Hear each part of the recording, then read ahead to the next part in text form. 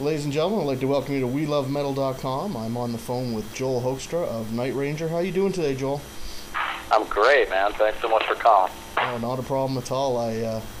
After our raving review of the new Night Ranger album, Somewhere in California, it's pretty standard from the reviews. You guys must be pretty happy with it so far.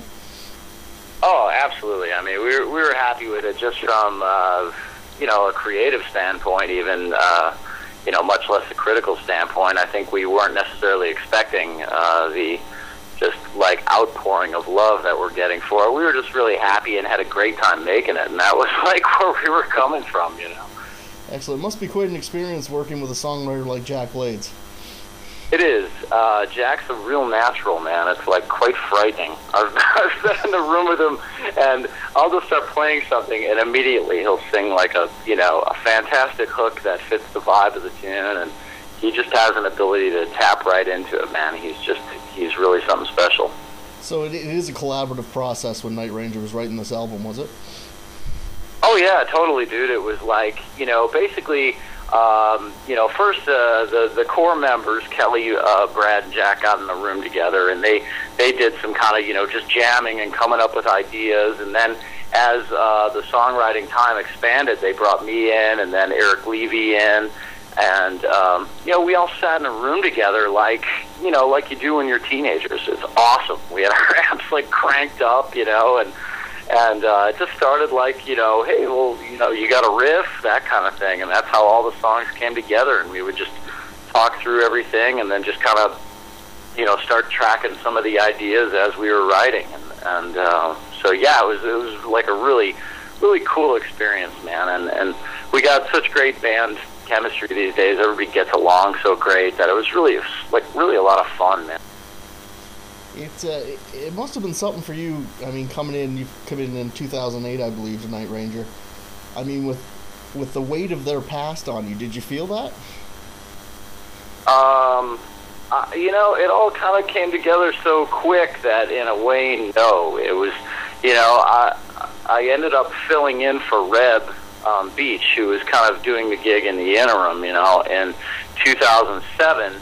And I basically had about 10 days to get 25 songs together and do a gig with them, and on no rehearsal. That was kind of like my audition was was a gig, filling in for Rev. So it all happened so fast that it was more the weight of just like pure survival more than anything. It was like, well, look, I don't want to get on stage and make a complete ass of myself. That was more like it, but.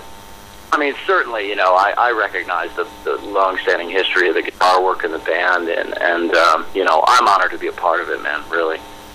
Do you think with all this success now that Night Ranger may have moved past Sister Christian? They'll always be associated with that song. I don't know, man. It's really hard to say that because, I think all things are relative, If I think certainly for, fans of rock music or hard rock music, I mean, they've always been past Sister Christian for me, so it's hard for me to get perspective on that. But in terms of, the general public who are at home watching Glee on, on network television at night, I don't know. It's pretty tough to, get to that point. You need to have, a huge hit to get past that point, I think, for them. Now, you've played Sister Christian before you were in Night Ranger, correct? Oh, yeah. I mean, I'd been playing with Jim Peterick, co-founder of Survivor, in this thing called World Stage for years, where he'd have a lot of artists out who would sing their hits, basically. And I was in the house band, and Kelly from Night Ranger, our drummer, Kelly Kagi, would come out and we'd play Rockin' America, Don't Tell Me You Love Me, Sister Christian, and we'd do that once a year, And so that's basically how, I even got my foot in the door, was I would see Kelly once a year. We were just kind of like, it was kind of like, musical Thanksgiving, we used to call those gigs, We'd all get together and see each other, and we were all friends, and anyway, but yeah, certainly that, and of course in the show, the Broadway show Rock of Ages, I played Sister Christian as well every night. So. And I actually wanted to ask you about that. What's tougher, the Broadway schedule or the touring schedule?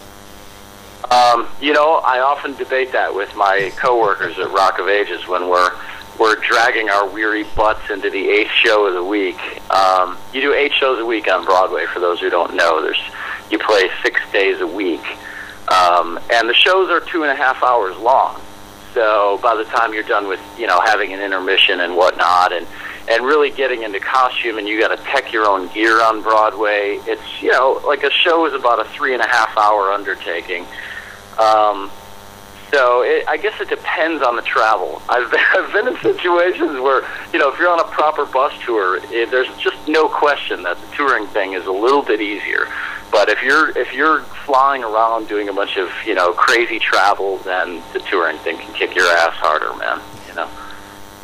You've actually been involved with other Broadway productions as well, have you not? Yeah, I live in New York City, and it just kind of like, well, number one, it was the reason I came out here. I got in this off-Broadway show. I lived in Chicago, and I'd gotten this show called Love Janis. That was a show about Janis Joplin. And I kind of thought, well, I'll go to New York, and I'll play this gig for, a couple months or whatever, and I'll go back to Chicago where I was, playing gigs and teaching and whatnot. And the show ended up running for a couple years. So by the time I finished up, I was here. And, I guess to cut to the point, when you live in New York, those are just a lot of the gigs that are around town. That's just like a good kind of like, almost like a day job in a way. It's just like a great chance to play music every day, keep your chops sharp, and you can like sub out whenever you want. I have 6 guys that cover me at Rock of Ages right now when I'm out with Night Ranger or with Trans-Siberian Orchestra, and that just allows me the freedom to keep getting better, but always come home to a gig, which is like beautiful. That's awesome. I got to add another thing to your resume too. You're a great segue guy, because I had a fan question when we announced that we'd be interviewing you. Someone who saw you in Trans-Siberian Orchestra, and I quote, Joel is the greatest guitar god I've ever seen on a stage, and they wanted me to say that to you, so I'm assuming that's quite flattering. Okay, What's it like with him? It must be technically quite challenging, is it? Yeah, it was a big challenge, man. They're first, number one, they have a lot of material that you have to learn when you join, and it's not always clear initially, like which parts you're going to be playing. So you really have to dive deep into the material and learn all the guitar parts to all of it.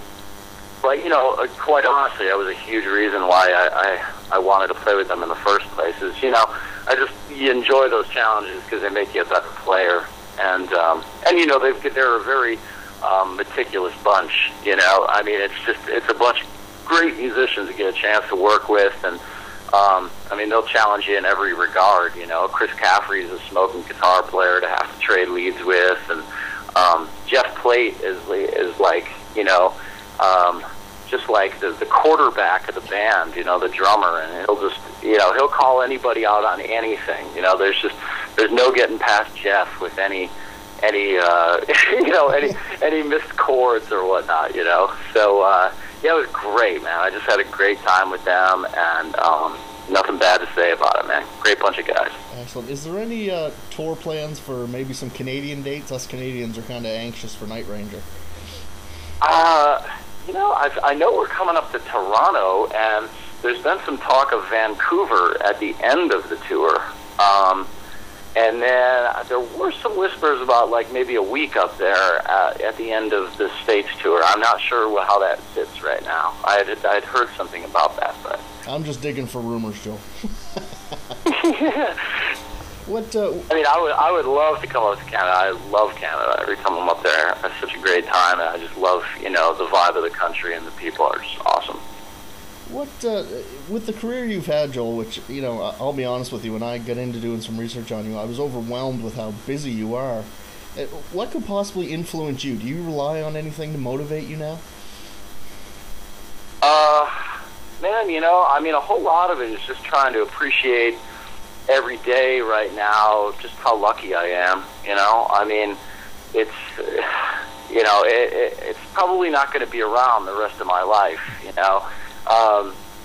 like I said, to be able to, not only be in a band that I love being a part of, a historic band with great tunes that I really enjoyed playing, but also to get to come home to a really fun Broadway show that's not like sitting in a pit, I'm on stage the whole time, being able to rock and have a good time, man. And that's the main thing with that show, is it's fun.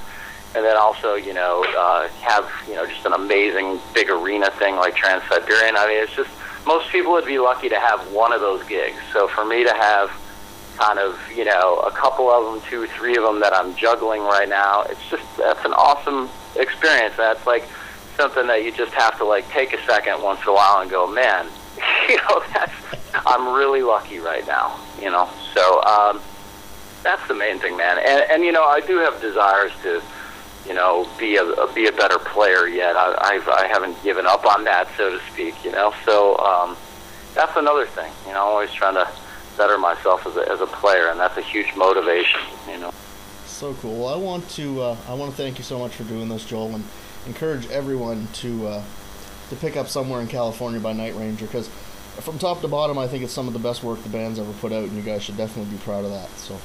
Thanks, dude. I mean, I'm so honored to be, a part of the Night Ranger legacy at this point, to be on record with them, and Brad and I just had such a great time doing all the guitars, and they're the best bunch of guys out there, man. And it's something I think came across in the album that, like I said, we came from the standpoint of doing what we do best and having fun, and we didn't really worry about what people were going to think. And I think everybody's kind of like blown away that we're like the underdog story of the year, man. Everybody's just like totally into the record, and we couldn't be happier about that. Awesome, man. It's been great talking to you. Have a good day. Thanks so much, Bill. Appreciate it, dude.